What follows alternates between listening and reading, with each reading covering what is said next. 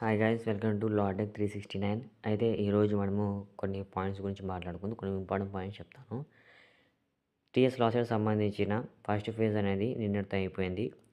అయితే second phase ఎప్పుడు ఉంది, సెకండ్ ఫేజ్లో ఎవరెవరు ఎలిజిబిలిటీ, ఇంకేమైనా ఫర్దర్ ఏమైనా ఫేజెస్ ఉన్నాయా, థర్డ్ ఫేజ్ కానీ ఏమైనా ప్లస్ ఏమైనా ఉన్నాయా అని చెప్పి అనమాట.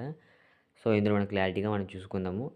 అయితే సెకండ్ ఫేజ్ ఇంకా ఎవరైతే ఫస్ట్ ఫేజ్లో సీట్ రాని వాళ్ళు ఉంటారో వాళ్ళు సెకండ్ ఫేజ్కి ఎలిజిబుల్.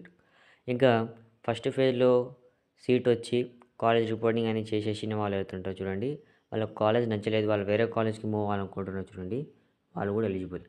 ఇంకా ఎవరైతే కాలేజ్కి రిపోర్టింగ్ కానీ ఇలా చేయకపోయిన వాళ్ళు ఎవరైతున్నారో చూడండి, వాళ్ళు కూడా ఎలిజిబుల్ అన్నమాట టీఎస్ లాసెట్కి.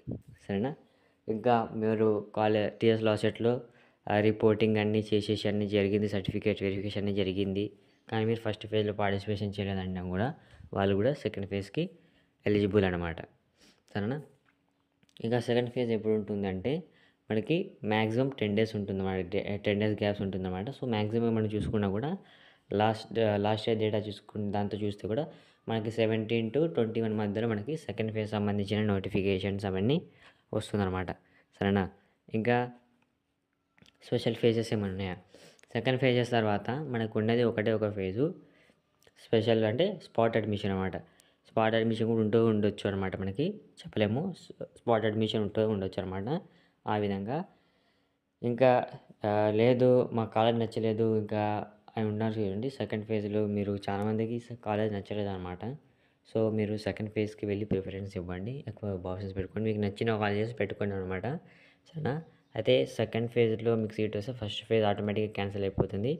సో ఆటోమేటిక్ క్యాన్సిల్ అయిపోతుంది కాబట్టి మీ సర్టిఫికేట్స్ ఇవన్నీ మీరు కాలేజ్కి వెళ్ళి రికవర్ చేసుకోండి అనమాట. అన్నీ తీసుకొని రికవరీ మీకు సీట్ వచ్చిన నెక్స్ట్ డే, ఇప్పుడు నైట్ వచ్చి ఈవినింగ్ వచ్చింది మనకి, కాబట్టి నెక్స్ట్ డే వెళ్ళి మీరు ఇమ్మీడియట్గా మీ యొక్క సర్టిఫికేట్స్ అనేవి మీరు తీసుకోండి అనమాట. సరేనా?